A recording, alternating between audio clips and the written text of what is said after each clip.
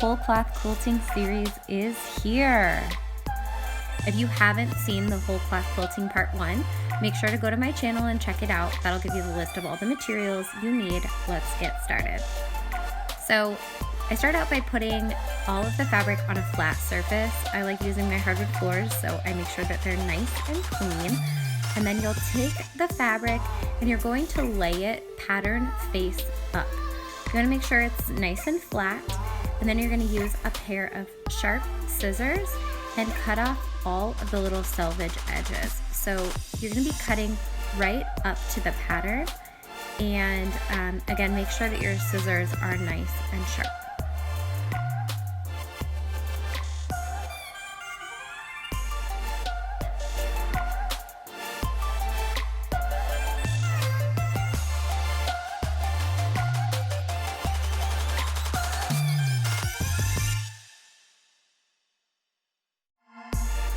Once you've got those edges cut, you're going to get out your cloth batting. I'm using the warm and natural craft size, so it's a little bit over a yard, and you're going to take your whole cloth quilt and lay it pattern face up right on top of the cloth batting. You want to make sure that you get as many wrinkles out as you can, and then you're going to cut off any of the excess batting on the edges. This, because it's craft size, measures perfectly to the yard of fabric that I'm using.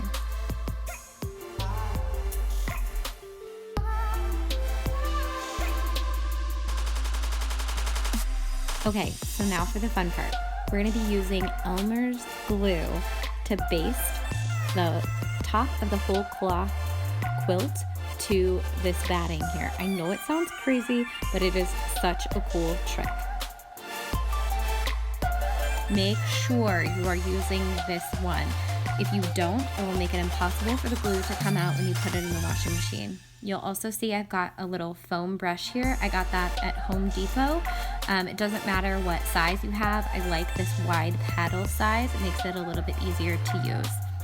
So to start, you're gonna pull the batting, make sure you're doing it as evenly as possible up, and you can do this between like a third of the way to half of the way, and you're gonna be working in 6-inch sections. So make sure that the bottom whole cloth quilt is as flat as you can get it, and then you're gonna make little circles, and you want those circles to be about 6 inches tall. And about that much glue is good. Anything more and it'll get really wet on the fabric, so kind of wide circles. Then you're gonna take the foam brush, and you can see like I'm doing, you're just gonna spread it down. You don't wanna spread it down any further than 6 inches, because then it makes it more difficult for the two fabrics to bind. Once you've got that all spread down, you're gonna pull the batting fabric kind of taut and lay it right on top. You'll notice I'm smoothing from the center and then moving out. That takes all of the wrinkles, and you can see that extra fabric, it just softens that and makes everything nice and straight. And don't be afraid to take the extra time to make sure everything is nice and smooth during these steps. The more diligent you are here, the more time you're going to save at the sewing machine.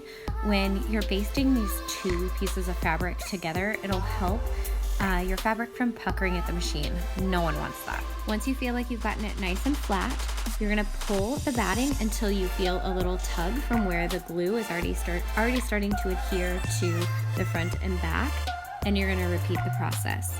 So again, you're gonna do about 6-inch long circles, and the circles will go all the way across.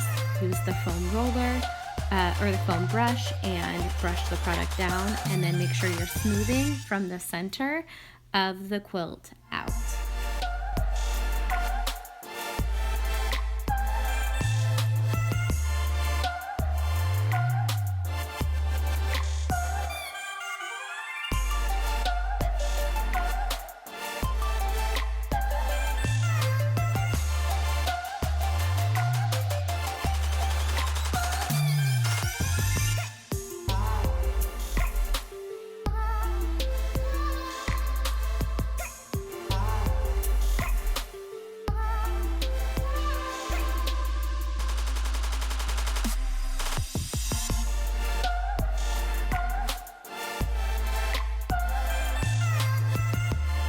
Once you finish basting that side of the quilt, you'll turn the project around and work on the other half.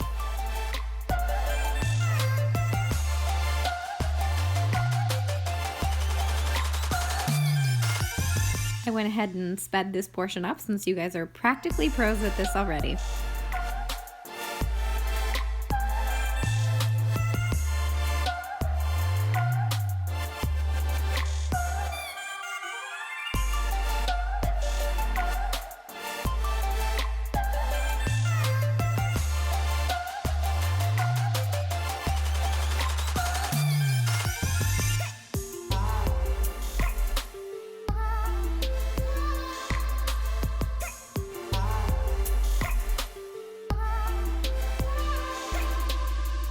All right, once you're finished with that step, I like to turn it around and then just make sure that it's nice and smooth before I let it dry for a few hours.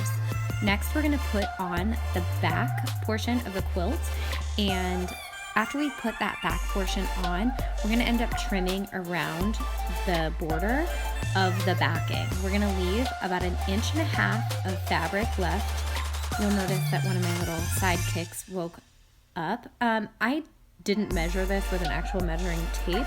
I just eyeballed it because I've done it enough times and feel confident to do that. If you don't feel confident, you can measure it out and either mark with a pen or some invisible ink, but I'm just going to cut around the border, leaving about 1.5 inches of extra fabric around each side. I've got a really cool binding tip that I'm going to show you guys at the end of the video, so make sure you leave that 1.5 inches around the border so that you have enough for that step. I love that this basting trick is non-toxic and safe for cute little kids like this to be able to be around and hang out with me while I work. Once you guys are done cutting the 1.5 inches all the way around, you're going to take the whole cloth quilt with the pattern facing down onto the floor, and you're going to repeat all of the basting that we did with the 6-inch circles to attach the back to the quilt. Wanted to give you guys an up-close look at how smooth the Elmer's glue does for basting as opposed to a traditional basting spray. I love it. Also, I've got a video that I'm going to link for how to do the quilt binding.